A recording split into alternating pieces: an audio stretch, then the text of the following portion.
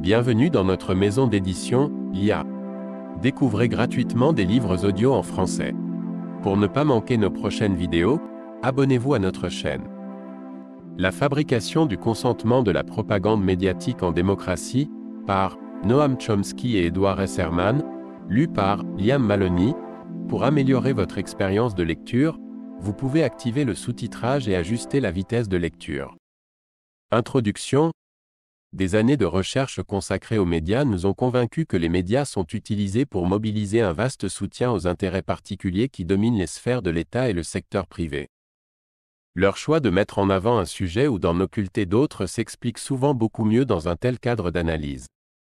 Et dans certains cas avec la force de l'évidence, il n'aura échappé à personne que le postulat démocratique affirme que les médias sont indépendants, déterminés à découvrir la vérité et à la faire connaître, et non qu'ils passent le plus clair de leur temps à donner l'image d'un monde tel que les puissants souhaitent que nous nous le représentions.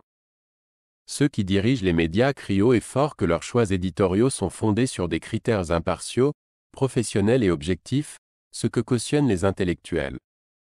Mais s'il s'avère effectivement que les puissants sont en position d'imposer la trame des discours, de décider ce que le bon peuple a le droit de voir, d'entendre ou de penser, et de « gérer » l'opinion à coups de campagne de propagande, l'idée communément acceptée du fonctionnement du système n'a alors plus grand-chose à voir avec la réalité.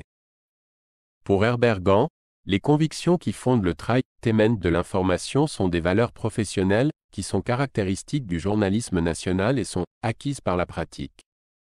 En matière d'info, il est de règle d'ignorer les implications de ce dont on parle.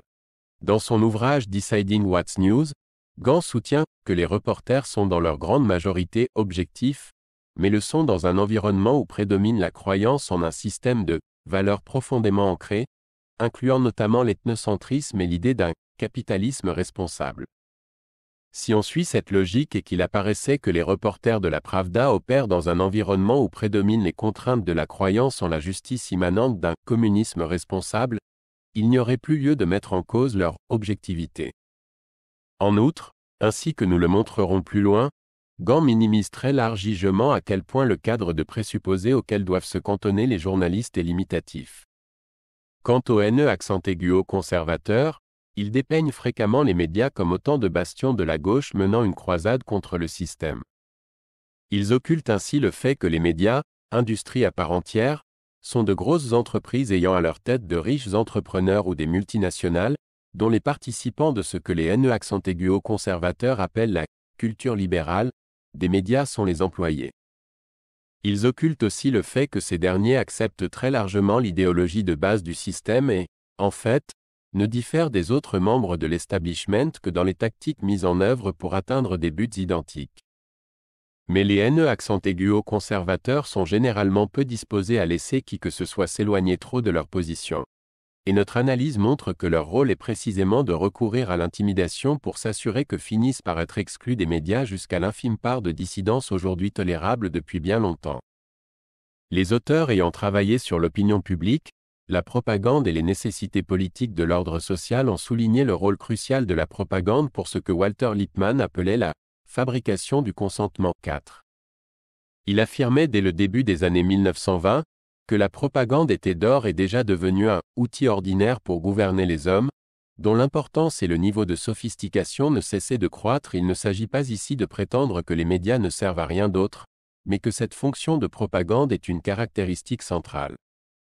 Le modèle de propagande que nous décrivons en détail dans le premier chapitre permet d'éclairer les forces qui induisent les médias à jouer leur rôle d'organe de propagande, les processus de sélection biaisée de l'information, et les choix éditoriaux qui en découlent.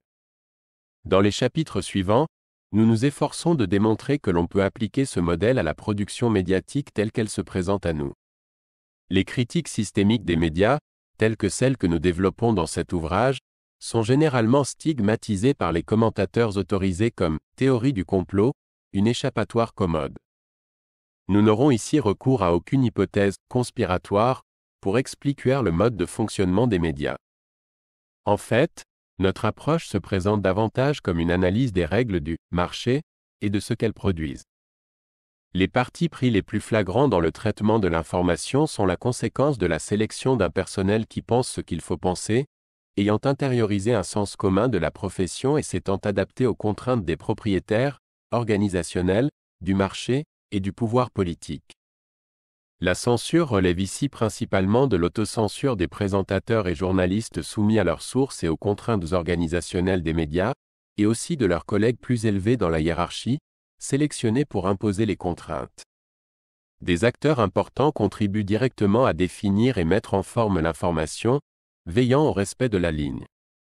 Le système que nous décrivons est un système de marché encadré, dont l'orientation est fournie, le gouvernement, les barons de l'industrie, les grands propriétaires et directeurs de médias et l'ensemble des différents groupes ou individus disposant de responsabilités effectives. Claire Sterling, par exemple, et les experts du Georgetown Center for Strategy and International Studies Walter Laqueur, Michael Ledin et Robert Kuperman, ont été installés par les médias comme experts du terrorisme.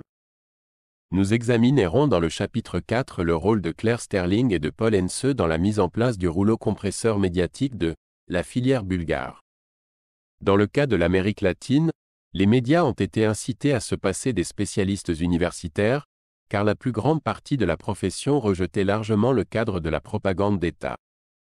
Il s'avéra donc nécessaire de créer de toutes pièces un nouveau corps d'experts, Robert Leiken, Ronald Radosh, Mark Falkhoff, Suzanne Kaufmann-Purcell, etc., vers lesquels se tourner pour les besoins de la doctrine. Nous étudions dans le premier chapitre la création d'experts pour répondre aux besoins du système. Les acteurs décisifs se trouvent en nombre suffisamment restreint pour pouvoir éventuellement agir de façon concertée, comme des vendeurs en situation oligopolistique. Cependant, dans la plupart des cas, si les dirigeants des médias font des choix identiques, c'est simplement parce qu'ils ont la même vision du monde, partagent les mêmes motivations, sont soumis aux mêmes contraintes et de fait présentent ou occultent les faits de la même manière, à l'unisson dans une logique suiviste. Pour autant, les médias ne réagissent pas sur tous les sujets comme un bloc monolithique. Quand les puissants sont en désaccord, des dissensions tactiques apparaissent sur la meilleure façon d'atteindre des objectifs qui restent généralement communs, lesquelles dissensions trouvent alors un écho dans le débat médiatique. En revanche, tout point de vue mettant en cause les présupposés fondamentaux ou suggérant que les modes d'exercice du pouvoir d'État observés découlent de facteurs systémiques sera méthodiquement exclu des médias, y compris quand la polémique sur les options tactiques fait rage entre les élites. Nous aurons plus loin l'occasion d'étudier un certain nombre de cas de même nature, mais quel que soit le sujet, le schéma demeure en fait sensiblement le même. J. Exemple type. La description du Nicaragua agressé militairement par les États-Unis. L'opinion de l'élite était à ce point divisée sur la question qu'il devint possible de y se demander si le choix de sponsoriser une armée terroriste était réellement le meilleur moyen de rendre le Nicaragua plus démocratique ou moins menaçant pour son entourage. Les médias s'abstinrent cependant d'informer l'opinion ou de laisser paraître dans leurs colonnes toute matière pouvant laisser entrevoir que le Nicaragua était en réalité bien plus démocratique, dans le sens non orwellien du terme, que le Salvador ou le Guatemala, que son gouvernement n'exterminait pas ses concitoyens de façon routinière, comme le faisaient ceux du Salvador et du Guatemala, qu'il avait su mettre en place bon nombre de réformes socio-économiques vitales pour la majorité de sa population, réformes que les deux autres gouvernements pouvaient difficilement envisager, que le Nicaragua n'était en rien une menace pour ses voisins mais se trouvait au contraire être l'objet d'attaques permanentes des États-Unis, de leurs clients et autres supplétifs, et que ces mêmes États-Unis redoutaient bien plus le Nicaragua pour ses qualités que ses prétendus défauts. Des 85 tribunes libres concernant le Nicaragua parues dans le Washington Post et le New York Times en 1986, soit durant les 3 mois que dura le « débat national », qui précéda le vote du Congrès pour le renouvellement de l'aide au contrat, pas une seule ne faisait état du fait pourtant élémentaire que le Nicaragua n'assassinait pas sa population, et 2 phrases seulement précisaient que le gouvernement nicaraguayen avait inauguré des réformes. Sur une question aussi importante, aucune ne mettait en parallèle le Nicaragua avec le Salvador et le Guatemala. De même, les médias se gardaient-ils de laisser quiconque évoquer publiquement les résultats obtenus par des méthodes similaires pour apporter la « démocratie » au Guatemala depuis 1954, c'est-à-dire en favorisant le financement par la CIA d'une invasion armée qui avait bel et bien enterré la démocratie guatémaltèque. On savait par exemple qu'au Guatemala les États-Unis avaient eux-mêmes, depuis des décennies, installé et soutenu l'actuel gouvernement, et superviser l'instauration du terrorisme d'État, comme dans bien d'autres pays, qu'ils avaient en outre subverti ou avalisé la subversion de la démocratie au Brésil, au Chili, aux Philippines, là encore, parmi bien d'autres, qu'ils se trouvaient alors constructivement engagés auprès de nombreux régimes terroristes un peu partout dans le monde, et qu'ils s'étaient souciés comme d'une guigne de la démocratie au Nicaragua. Aussi longtemps que le régime hyper-répressif de Somoza était accroché au pouvoir. En dépit de tout cela, les médias ne semblaient nullement douter que le gouvernement américain trouvait réellement préoccupante la situation de la démocratie au Nicaragua. En 1987, dans un article très critique au sujet du plan de paix de Reagan pour le Nicaragua, Tom Wicker écrivait « Quelle que puisse être leur doctrine, les États-Unis n'ont aucun droit, historique ou divin, d'imposer la démocratie aux autres nations, objectif qui ne justifie en rien qu'ils renversent les gouvernements qui leur déplaisent. » Wicker ne remettait nullement en cause l'idée que Reagan cherchait à imposer la démocratie au Nicaragua, il critiquait seulement les moyens mis en œuvre, qui lui semblaient douteux, et le plan lui-même, qui semblait voué à l'échec. Précisons que Wicker représente la limite extrême de ce qui peut être exprimé en matière d'opinion dissidente dans les médias américains. Le désaccord au sein des élites quant au moyen le plus approprié de gérer la situation au Nicaragua transparaît ici, certes, dans le débat public, mais les médias, à l'unisson et conformément aux priorités des élites, faisaient en sorte qu'on ne puisse situer l'intervention américaine dans son contexte réel, supprimant systématiquement tout ce qui rendait compte de l'extrême violence et de l'agression américaine et donnant des sandinistes la plus mauvaise image possible neuf.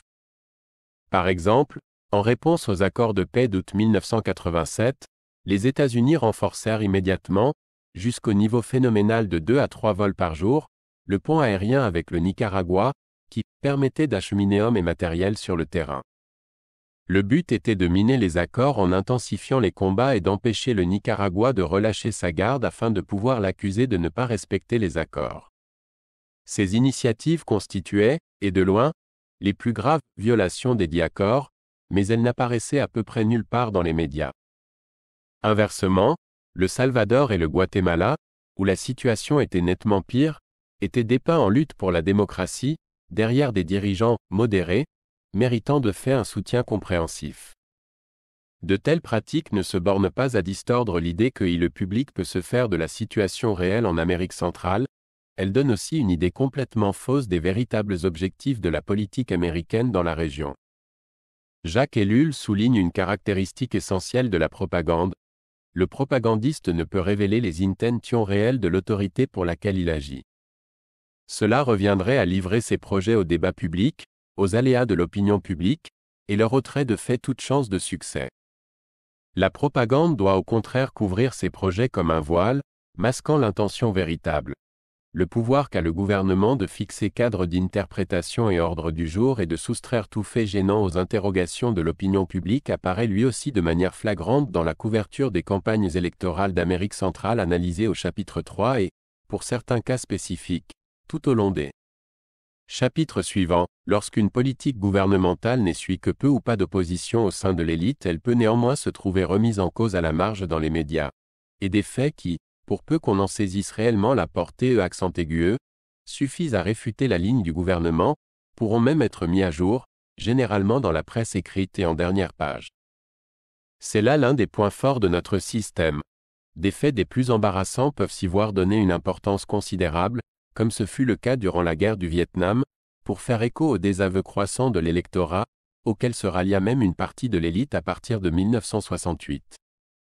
Et cependant, comme nous pourrons le voir au chapitre 5, même dans des circonstances aussi exceptionnelles, il demeure presque impossible à certaines informations ou commentaires de paraître dans les médias s'ils ne sont pas strictement compatibles avec le dogme du moment, celui de la bienveillance désintéressée de l'engagement américain, répondant à l'agression et à la terreur. Pendant et après la guerre du Vietnam, les apologistes de la politique américaine ont monté en épingle ces informations dérangeantes, le pessimisme récurrent des ténors de l'info ou les débats portant sur des questions tactiques, mais dans le but de dénoncer l'attitude frondeuse des médias, accusés à ce titre d'avoir perdu la guerre.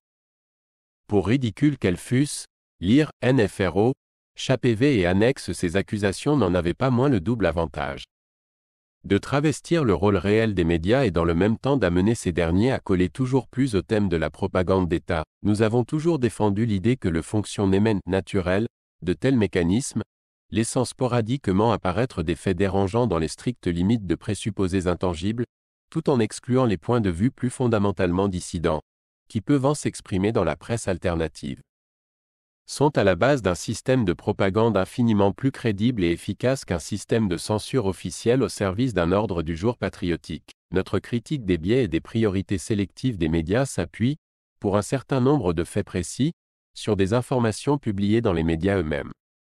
Cela a ouvert la porte à une accusation récurrente de sophisme.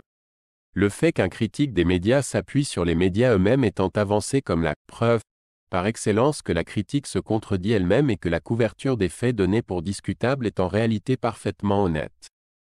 En réalité, le fait que les médias publient des faits sur un sujet ne prouve en rien que la couverture soit adéquate ou juste. Comme nous pourrons le voir dans les chapitres suivants, les médias occultent une part considérable de ce qui permet de comprendre un VE Nément. Mais plus crucial encore est la place accordée à tel ou tel fait, le moment, la mise en page, le ton, la répétition, les éléments de contextualisation, les faits et les analyses qui lui donnent sens, ou l'en privent. Qu'un lecteur attentif cherchant un fait précis puisse parfois le trouver, avec un regard critique et en y mettant le temps, ne dit nullement s'il a été donné à ce fait précis le contexte et l'attention qu'il mérite, si un lecteur moyen avait la moindre. Marginal. Certes, on peut discuter du degré d'attention qu'il mérite, mais prétendre que, dès lors qu'un chercheur assidu et critique peut trouver certains faits, on peut de facto tenir pour démontrer que la couverture des événements par les médias est nécessairement impartiale, et que, par voie de conséquence, il ne saurait y avoir d'omission est parfaitement ridicule. Un lecteur attentif de la presse soviétique pouvait certes apprendre des faits qui allaient à l'encontre de la ligne gouvernementale, mais personne n'en déduisit jamais en Occident que cela témoignait de l'objectivité de la presse soviétique ou de la droiture de sa couverture de l'événement. L'un des points clés de cet ouvrage est que les campagnes indignées de la presse, avec ses silences, ses révélations et ses occultations, sa contextualisation sélective, ses présupposés et son ordre du jour, sont extrêmement utiles pour le pouvoir en place et répondent parfaitement aux besoins du gouvernement et des principaux groupes d'intérêt. Se focaliser sur les victimes du communisme permet de persuader l'opinion de l'ignominie de l'ennemi et justifie par avance toute intervention armée, subversion, soutien à des gouvernements terroristes, course sans fin aux armements. Et le tout pour une noble cause. Dans le même temps, la dévotion de nos dirigeants et de nos médias pour ces victimes spécifiques renforce l'orgueil national et le patriotisme en offrant la démonstration de la nature profondément humaniste des nations occidentales. Le public ne perçoit pas les silences qui entourent les victimes de nos propres États clients, silence non moins indispensable au soutien des politiques que la focalisation constante sur les victimes de l'ennemi. Il eût été très difficile au gouvernement guatémaltèque d'exterminer des dizaines de milliers de personnes si les médias américains y avaient consacré le même type de couverture qu'au harcèlement d'Andrei Sakharov ou au meurtre du père Popieluszko en Pologne. Il eût été impossible de broyer dans une guerre épouvantable le Sud-Vietnam et l'Indochine tout entière, abandonnés ensuite à leur sort dans un tel état de dévastation qu'ils avaient peu de chances de jamais s'en relever, si les médias n'avaient rallié la cause, faisant d'une agression criminelle un combat pour la liberté et n'acceptant pour critique que des pinaillages tactiques lorsque les intérêts qu'ils représentaient jugèrent le coût de l'agression excessif. Et il en va de même de bien d'autres cas étudiés plus loin, et de beaucoup trop d'autres qui ne le seront pas. 1. Un modèle de propagande. Les médias constituent un système qui sert à communiquer des messages et des symboles à la population. Ils ont vocation à distraire, amuser, informer, et à inculquer aux individus les valeurs, croyances et codes comportementaux qui les intégreront aux structures sociales au sens large. Dans un monde où les richesses sont fortement concentrées et où les intérêts de classe entrent en conflit, accomplir cette intégration nécessite une propagande systématique. Dans les pays où les leviers du pouvoir sont entre les mains d'une bureaucratie d'État, le monopole des médias vient généralement renforcer une censure tout à fait officielle. Ces derniers servent les fins d'une élite dominante sans qu'il soit besoin d'épiloguer. Il est beaucoup plus difficile d'observer le fonctionnement d'un système de propagande quand les médias sont des entreprises privées et la censure officielle quasi inexistante. A fortiori lorsque ces médias se font activement concurrencer, attaquent et dénoncent périodiquement les méfaits des grandes entreprises et du gouvernement et se posent en farouches défenseurs de la liberté d'expression et de l'intérêt général. Ce qui passe inaperçu, et qui ne fait l'objet d'aucune critique dans les médias, c'est la nature extrêmement limitée de telles critiques, la prodigieuse inégalité dans la capacité de contrôle des moyens de production et ce qu'elle implique tant du point de vue de l'accès à un système de médias privés que leur choix et fonctionnement. Une modélisation de la propagande se focalise sur ces questions. Le modèle permet de reconstituer par quel processus le pouvoir et l'argent sélectionnent les informations retenues pour la publication, marginalisent la dissidence et permettent aux messages du gouvernement et des intérêts privés dominants de toucher le public. Les éléments essentiels de notre modèle de propagande, les déterminants qui filtrent l'information, sont classés comme suit. Taille, actionnariat, fortune du propriétaire et orientation lucrative, poids de la publicité. Poids des sources gouvernementales ou économiques et des experts, financés et adoubés par ces sources primaires et agents des pouvoirs. Moyens de contre-feu permettant de discipliner les médias. L'anticommunisme comme religion nationale et mécanisme de contrôle. Tous ces déterminants interagissent et se renforcent mutuellement. La matière première de l'information passant successivement par ces différents filtres se réduit au final à un résidu aseptisé prêt à être publié. Il détermine l'axiomatique et l'interprétation de l'information après avoir défini ce qui constitue une information valable et rend compte des fondements des processus produisant l'équivalent de campagnes de propagande.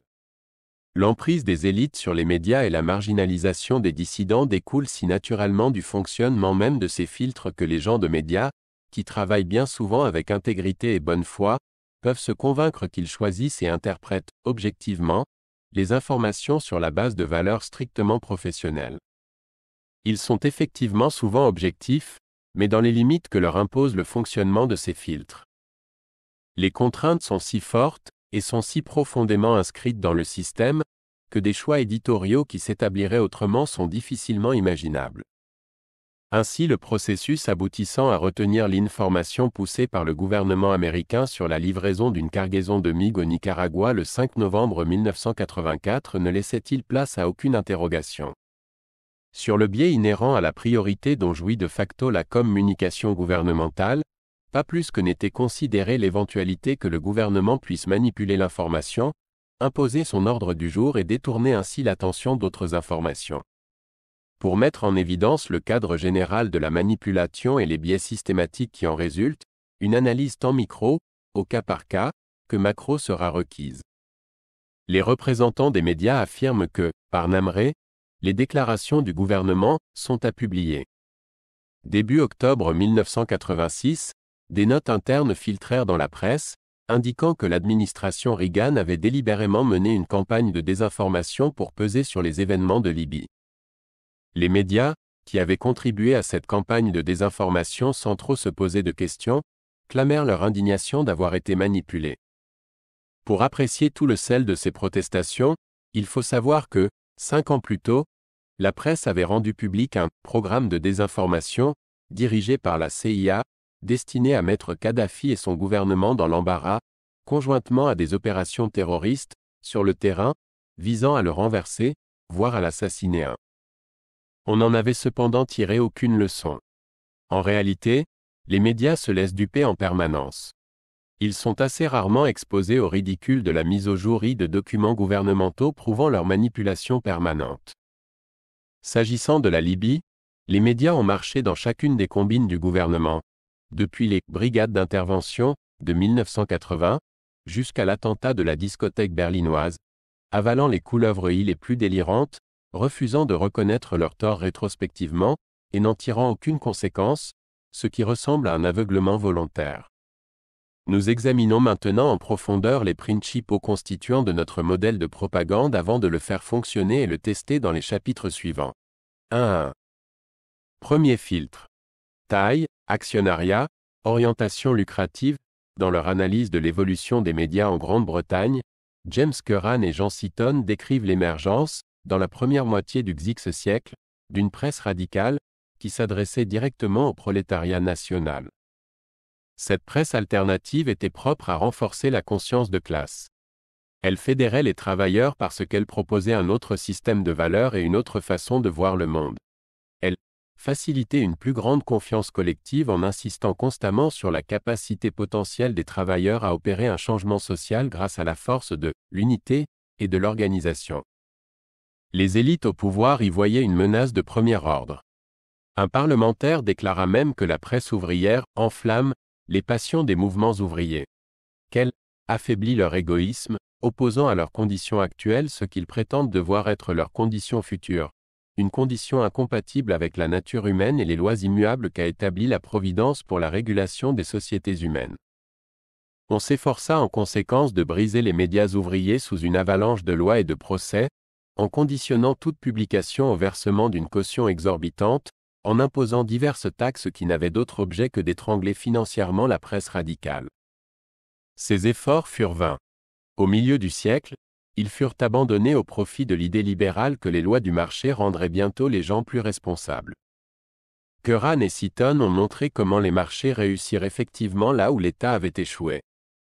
Suite à l'abrogation des taxes punitives sur la presse, entre 1853 et 1869, on vit apparaître de nouveaux quotidiens locaux, mais aucun quotidien prolétaire ne fut plus créé jusqu'à la fin du XIIe siècle.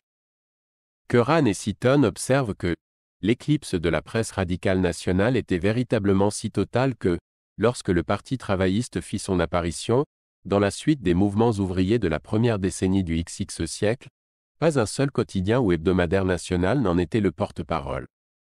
L'une des causes principales était le changement d'échelle des entreprises de presse et l'augmentation des coûts d'investissement qui en découlèrent à partir du milieu du XIXe siècle, avec l'évolution des technologies et l'obsession croissante pour étendre le lectorat. L'extension du libre marché s'accompagnait d'une industrialisation de la presse.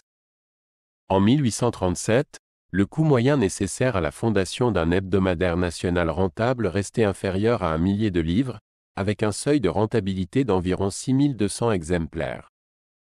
En 1867, le coût de lancement d'un nouveau quotidien à Londres était estimé aux alentours de 50 000 livres. Le Sunday Express, fondé en 1918, dut dépenser, malgré un tirage de plus de 250 000 exemplaires, plus de 2 millions de livres avant de pouvoir percer. Les mêmes mécanismes étaient à l'œuvre aux États-Unis, où le coût de lancement d'un nouveau journal à New York était d'environ 69 000 $ en 1851. En 1872, le Saint-Louis démocrate fut acquis aux enchères pour 460 000 $, tandis que les journaux new-yorkais se cédaient entre 6 et 18 millions de dollars dans les années 1907. Très vite, même pour des journaux à faible tirage, le coût des machines se chiffra à des centaines de milliers de dollars, si bien qu'en 1945 on pouvait dire même la publication de petits journaux relève du « big business » et n'est plus un domaine où l'on se lance à la légère, quelle que soit sa fortune, à défaut de laquelle il est inutile d'y penser. Le premier filtre la limitation de l'accès à la propriété d'un média avec une certaine diffusion si l'on ne dispose pas de moyens considérables, du fait de coûts rédhibitoires joués déjà à pleine il y a plus d'un siècle, et son poids depuis lors n'a cessé d'augmenter. Nous parlons évidemment ici de médias de grande diffusion, dits médias de masse. Il a toujours été possible de lancer des journaux à faible tirage, ou de diffuser des informations renéotypées ou photocopiées visant un public restreint. Mais même les plus petits journaux ne survivent aux États-Unis que grâce aux contributions de riches mécènes. En 1968, on comptait 1500 quotidiens, 11 000 magazines, 9000 stations de radio, 1500 chaînes de télévision, 2400 maisons d'édition et 7 studios de cinéma, soit plus de 25 000 médias au total. Mais un bon pourcentage de ceux qui diffusaient de l'information étaient de petite taille, locaux et dépendaient entièrement des grands médias nationaux et des agences de presse pour tout ce qui sortait de leur circonscription. Un très grand nombre était dans les mains des mêmes propriétaires, dont certains possédaient toute la gamme des médias. Ben Bagdikian souligne le fait qu'en 1988, si nombreux que soient les supports médiatiques, les 29 plus grands groupes contrôlaient à eux seuls plus de la moitié de la presse écrite et la quasi-totalité des radios, chaînes, magazines, éditions et productions cinématographiques. Il explique qu'une telle situation constitue de facto un ministère privé de l'information et de la culture, capable d'imposer son ordre du jour à l'échelle nationale. On sait depuis longtemps que les médias sont stratifiés. La strate supérieure, en termes de prestige, de moyens et d'audience, se résumait entre 15 et 24 groupes à la fin des années 1980 degrés. C'est précisément cette strate supérieure qui, avec le gouvernement et les agences de presse, détermine l'ordre du jour en matière d'information et produit la majeure partie des informations en direction des strates inférieures et du public. En 1988, les 4 principales agences de presse occidentales, Associated Press, AP, United Press International, UP, Reuters et l'agence France Presse, AFP, représentaient environ 80% des informations internationales diffusées aujourd'hui dans le monde. AP appartient aux journaux qui en sont membres. UP est détenu par un groupe privé. Reuters était principalement détenu par les médias britanniques avant d'être privatisé, en 1984, mais ils parvinrent à conserver un certain contrôle en limitant le droit de vote des actionnaires. L'AFP est très largement financée par le gouvernement français.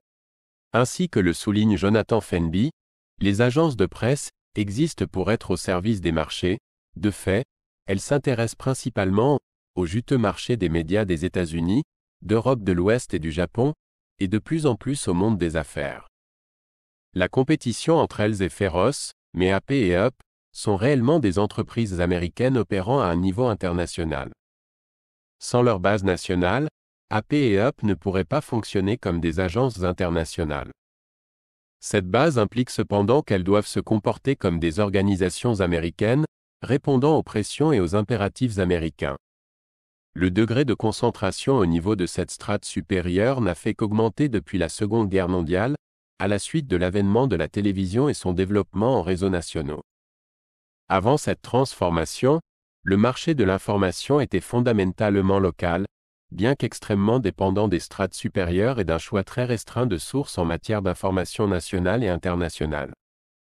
Les chaînes locales diffusent désormais des informations nationales et internationales émanant des 3 réseaux principaux, la télévision étant devenue la première source d'information du public, l'apparition du câble à N accent aigu à N.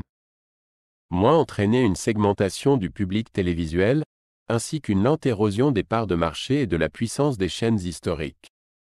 Le tableau II réunit des données financières de base concernant les 24 géants médiatiques, ou les groupes multimédias qui les contrôlent, qui constituent la strate supérieure des médias américains. Les critères qui déterminent l'appartenance à la catégorie supérieure sont le niveau d'audience, la capacité à imposer de nouveaux standards et la somme des bénéfices courants et à terme. Le dernier quart de notre échantillon de 24 groupes a été sélectionné plus ou moins arbitrairement, quoique le niveau d'audience ait constamment prévalu comme principal critère de référence. McGraw-Hill en fait partie du fait de son poids dans l'édition de livres et de revues politiques. À l'époque de la rédaction de ce livre, le sort de Storer n'était pas tranché, ce qui explique sa présence dans le tableau malgré la vente de ses chaînes peu de temps après. Cet ensemble inclut les 3 principaux réseaux de télévision, ABC, à travers Capital Cities, CBS et NBC, à travers General Electric, GE, les principaux géants de la presse écrite, New York Times, Washington Post, Los Angeles Times, Times Mirror, Wall Street Journal, Dow Jones, Knight Reader, Gannett, Hearst, Scripps Howard, Newhouse, Advance Publications, et la Tribune Company. Les principaux magazines d'information grand public, Time, Newsweek, intégrés au Washington Post, Reader's Digest, TV Guide, Triangle, et US News et World Report, un géant du livre, McGraw-Hill, quelques réseaux câblés qui étaient déjà d'une importance considérable et croissante. Murdoch, Turner, Cox, General Corp, Taft, Storer et Groupe W, Westinghouse. La plupart de ces entreprises ont des activités dans différents secteurs des médias et n'ont été placées qu'arbitrairement dans l'une ou l'autre catégorie du tableau. Time Inc. est aussi solidement implantée comme agence de presse que dans la publication de magazines. McGraw-Hill est l'un des plus gros éditeurs de magazines. Tribune Company est prépondérant dans le domaine de la télévision comme de la presse écrite. Hearst est aussi important dans les journaux que dans les magazines. Et Murdoch était aussi fortement implanté dans la publication de journaux ou la télévision que dans l'industrie du cinéma. Ces 24 sociétés sont d'énormes firmes à but purement lucratif, détenues et contrôlées par de très grosses fortunes. Ce tableau montre qu'à une exception près, toutes les entreprises dominantes du secteur dont les données sont accessibles affichent plus d'1 milliard de dollars de chiffre d'affaires, contre environ 2,6 millions de dollars pour les entreprises de taille moyenne. On peut aussi noter que près des 3/4 de ces firmes géantes dégageaient des bénéfices nets supérieurs à 100 millions de dollars, la médiane se situant autour de 183 millions de dollars. La plupart de ces firmes géantes sont complètement intégrées au marché financier, les autres n'étant pas pour autant hors de pouvoir de leurs actionnaires, directeurs et banquiers pour s'en tenir au haut du panier. Ces pressions se sont intensifiées à mesure que les actions du secteur devenaient les favorites du marché. Et les propriétaires de journaux ou de chaînes de télévision sont parvenus à jouer sur une audience et des revenus publicitaires accrus pour multiplier la valeur de leurs sous-marques et accumuler des fortunes. Tout cela a attiré les spéculateurs, augmentant la pression du marché et la tendance à se focaliser de façon plus intensive sur la rentabilité.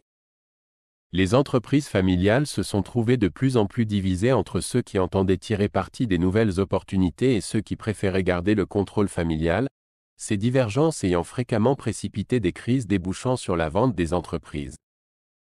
Du capital familial à la financiarisation, des médias au piège du marché, valorisation du capital familial, après l'acquisition au forceps de Metromedia pour milliards de dollars, en 1984, John Cougar revendit par secteur, entre 1984 et 1986, pour un montant total de milliards de dollars, dégageant une plus-value de quelques 3 milliards.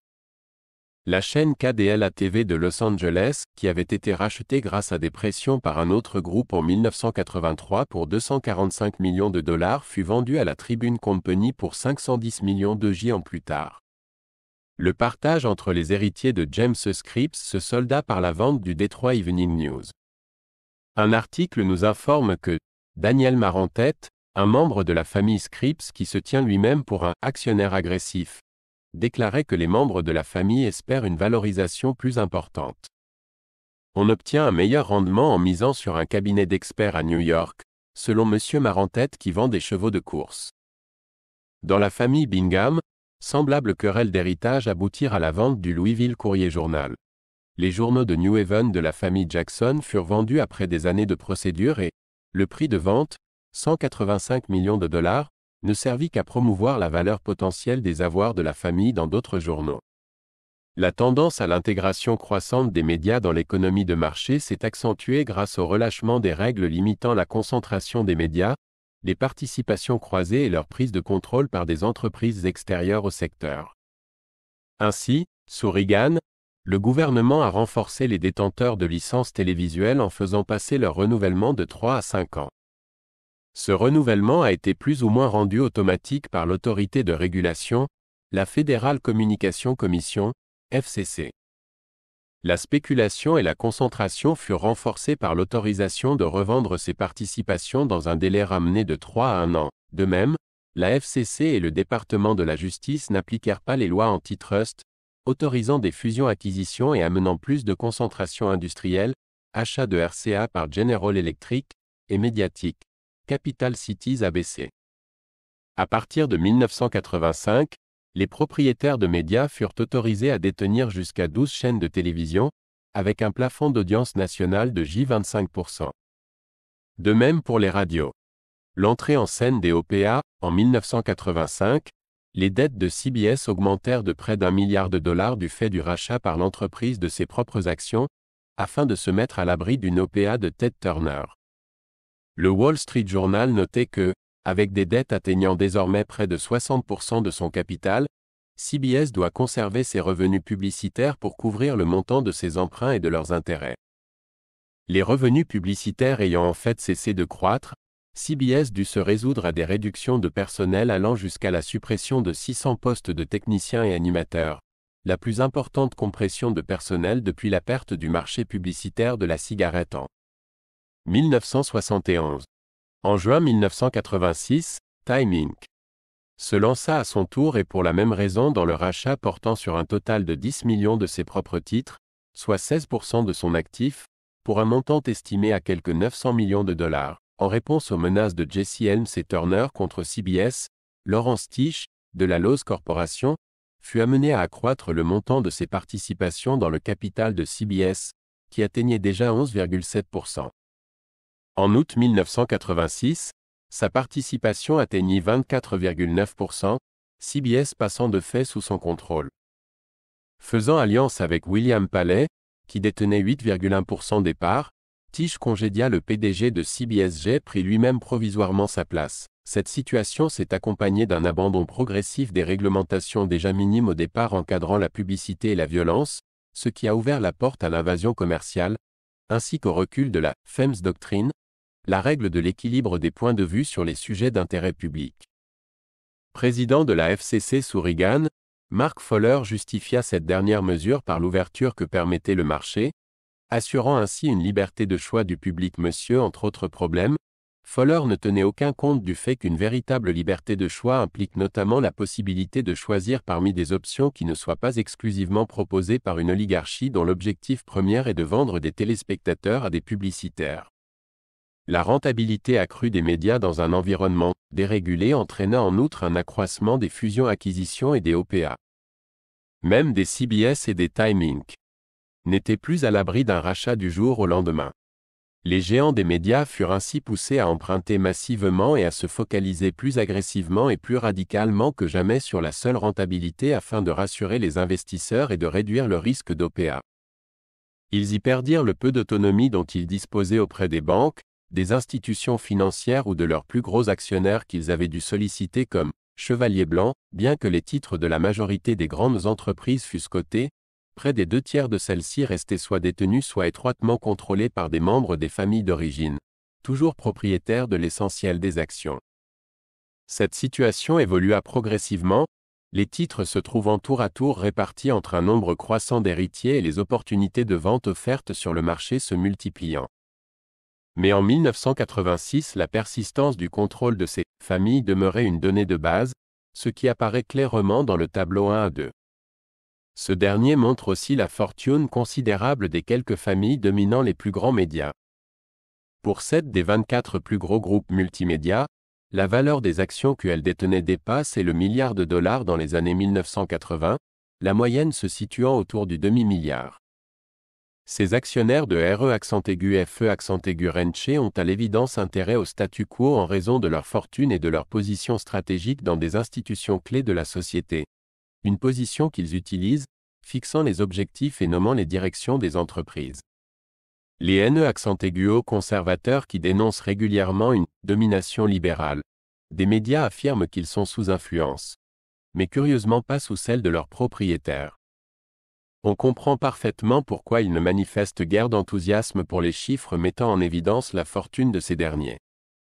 Ce qui ne les empêche pas de se montrer « populistes » en prétendant parler, bien que financés par Mobil Oil Corporation ou Richard Mellon Scaife, au nom des masses, contre une élite fortunée qui domine les médias. Les noyaux durs de l'actionnariat de ces empires médiatiques sont également très étroitement liés au reste du monde des affaires à travers les relations sociales et les conseils d'administration. Dans le cas des réseaux de télévision et du câble NBC et Groupe W, leurs maisons mères respectives, General Electric et Westinghouse, sont des géants de l'industrie dont les conseils d'administration sont dominés par des dirigeants des banques et des affaires. Nombre d'autres grands groupes médiatiques étaient encore pilotés par des administrateurs maison, ce qui est caractéristique d'entreprises de taille relativement modeste, et contrôlées par des propriétaires à l'ancienne. Plus une firme est importante et plus elle a d'actionnaires, plus la direction aura tendance à ne pas être issue de l'entreprise. La population des administrateurs externes des entreprises de médias est généralement similaire à ce qu'elle est dans des multinationales d'autres secteurs. Le tableau 1 à 3 montre que, pour 10 empires médiatiques, un peu plus de la moitié des administrateurs externes sont des cadres de grandes entreprises et des banquiers en activité. Proportion que les banquiers et avocats d'affaires à la retraite, 9 cadres sur 13 sous la mention « retraités », portent à près des 2/3 du total. Ces 95 administrateurs externes occupent dans le même temps des sièges dans 36 banques et 255 autres entreprises supplémentaires. Outre ces recoupements des conseils d'administration, les groupes multimédia sont tous en affaires avec des banques commerciales et d'investissement dont ils obtiennent emprunts et lignes de crédit et dont ils attendent conseils et services pour gérer leurs émissions d'actions et d'obligations comme les opportunités d'acquisition ou les menaces d'OPA. Banques et autres investisseurs institutionnels sont aussi des actionnaires importants des médias. Au début des années 1980, ce type d'institution détenait 44% des parts des journaux cotés en bourse et 35% pour les radios et télévisions 17. On y trouve souvent les plus gros actionnaires d'une entreprise donnée. Ainsi, en 1980 à 1981, le fonds de placement The Capital Group détenait 7,1% des parts d'IBC, 6,6% de Knight Ridder, 6% de Time Inc. et 2,8% de Westinghouse si ces participations ne leur donnent pas de contrôle direct. Elles offrent cependant à ces fonds les moyens de peser sur les décisions et leur politique exerce un effet sur la stabilité des entreprises et de leurs dirigeants astérisques. Si la gestion de ces derniers n'assure pas des rentes suffisantes, les investisseurs institutionnels seront tentés de vendre, provoquant une chute du cours des actions, ou d'accueillir d'éventuels OPA d'un bon œil. Ils constituent une force qui tend à obliger les entreprises de médias à se concentrer exclusivement sur des objectifs de rentabilité. La diversification et l'expansion de la zone de diffusion des entreprises agit dans le même sens. Nombre d'entre elles se sont diversifiées dans d'autres branches de médias dont le potentiel de croissance était prometteur. Redoutant la montée en puissance de la télévision et son impact sur les revenus de la publicité, d'anciennes entreprises de presse écrite ont investi à marche forcée dans la télévision hertzienne et le câble. C'est le cas de Time Inc., qui tirait en 1988 la moitié de ses bénéfices du câble.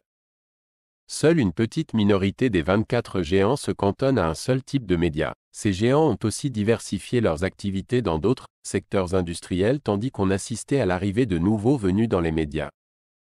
Parmi les cas les plus connus, General Electric, GE, contrôle tout le réseau NBC et Westinghouse détient les plus grandes stations de télévision, un réseau de chaînes câblées et un réseau de radio. GE et Westinghouse sont deux multinationales colossales, très diversifiées et notamment fortement implantées dans les domaines très sensibles du nucléaire et de l'armement. Rappelons au passage que, de 1965 à 1967, une OPA d'International Telephone and Telegraph, ITT, sur ABC souleva un tel tollé de protestation contre le danger de laisser une multinationale de l'industrie largement ouverte aux investissements étrangers prendre le contrôle d'un aussi important groupe médiatique, que l'opération échoua. On protesta que le contrôle par ITT risquait de compromettre l'indépendance de la couverture médiatique d'événements politiques dans des pays où ITT aurait des intérêts. L'interdiction de la fusion semble d'autant plus justifiée a posteriori par des affaires de corruption et des tentatives de renversement du gouvernement chilien. GE et Westinghouse furent néanmoins autorisés à prendre le contrôle d'entreprises de médias bien avant l'affaire ITT, alors que les mêmes objections s'appliquaient à leur cas.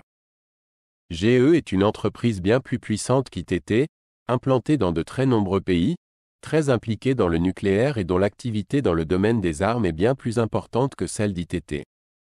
C'est une organisation très centralisée, attachée au secret et qui pèse lourdement sur les décisions politiques. GE a largement contribué au financement de l'American Enterprise Institute, un think tank très à droite qui soutient les intellectuels relayant les messages des intérêts économiques. En prenant le contrôle de ABC, GE se dotait d'un moyen redoutable de faire valoir ses vues. Comme le disait son PDG, si vous n'aimez pas ce que dit votre journal, vous êtes parfaitement libre d'en créer ou d'en acheter un autre. Dans un climat aussi favorable au laisser-faire que celui qu'offrait l'administration Reagan, une multinationale géante mécontente des performances des médias pouvait effectivement s'acheter les siens comme le fit GE. Les intérêts extramédiatiques des groupes multimédia demeurent néanmoins secondaires dans nos données. Hormis pour GE et Westinghouse, ils ne représentent généralement qu'une proportion relativement minime de leurs revenus. Leur influence internationale est par contre très importante. Les chaînes de télévision, réseaux et autres groupements de chaînes de télévision, les vendeurs de programmes. Les principaux magazines d'information et les studios de cinéma font des affaires dans le monde entier et tirent un pourcentage important de leur chiffre d'affaires des ventes à l'étranger et des opérations de leurs filiales. Le Reader's Digest est imprimé dans 17 langues différentes et distribué dans plus de 160 pays. Originairement basé en Australie, l'empire Murdoch s'est étendu aux États-Unis grâce au profit de ses filiales britanniques et australiennes. Une autre relation structurelle importante est la dépendance ou les liens qu'entretiennent les entreprises de médias avec le gouvernement. Les radios et les télévisions sont toutes soumises à l'autorisation et à l'attribution des fréquences par l'administration, elles ont donc potentiellement à redouter son contrôle et ses pressions. Ces instruments légaux sont utilisés comme un bâton pour discipliner les médias et les politiques éditoriales qui s'écartent un peu trop des orientations de l'establishment. Les médias s'en préservent par le lobbying et autres dépenses politiques, en entretenant des liens privilégiés avec le monde politique et en restant prudents dans leurs orientations. La proximité de ces liens est impressionnante. Comme le montre le tableau 1 à 3, 50 des 95 administrateurs externes de 10 géants des médias ont déjà exercé une fonction au sein d'un gouvernement. Dans son étude des plus grands titres de la presse écrite, Peter Dreyer donne une proportion similaire. À la télévision, le passage de fonctions dans les instances de contrôle à des postes dans les firmes contrôlées et réciproquement atteignit des sommets à l'époque où la structure oligopolistique des médias et des chaînes fut mise en place. Ainsi, une étude montre que, sur 65 membres qui quittèrent la Federal Communication Commission entre 1945 et 1970, 12 avaient eu des responsabilités dans le secteur des communications privées avant d'être intégrés à la FCC, et 32 furent embauchés dans ce même secteur sitôt après avoir quitté la commission. Mais les grands médias dépendent aussi du gouvernement pour des questions politiques plus générales. Toute entreprise suit de près les questions de taxes, de taux d'intérêt, de politique du travail et d'application ou non des lois antitrust. GE et Westinghouse dépendent des financements du gouvernement pour leur recherche-développement dans les domaines de l'énergie nucléaire et du militaire, et pour l'établissement d'un contexte favorable aux affaires à l'étranger. Le Reader's Digest, Time, Newsweek ou les vendeurs d'heures de programmes télé et de films ont aussi besoin de soutien diplomatique pour obtenir le droit de pénétrer les cultures des pays étrangers au moyen de messages commerciaux et de programmes colportant des valeurs et présentant le point de vue américain sur l'actualité. Ainsi empires médiatiques, agences publicitaires et transnationales ont-ils des intérêts communs convergents dans la création d'un climat favorable à l'investissement dans le tiers-monde.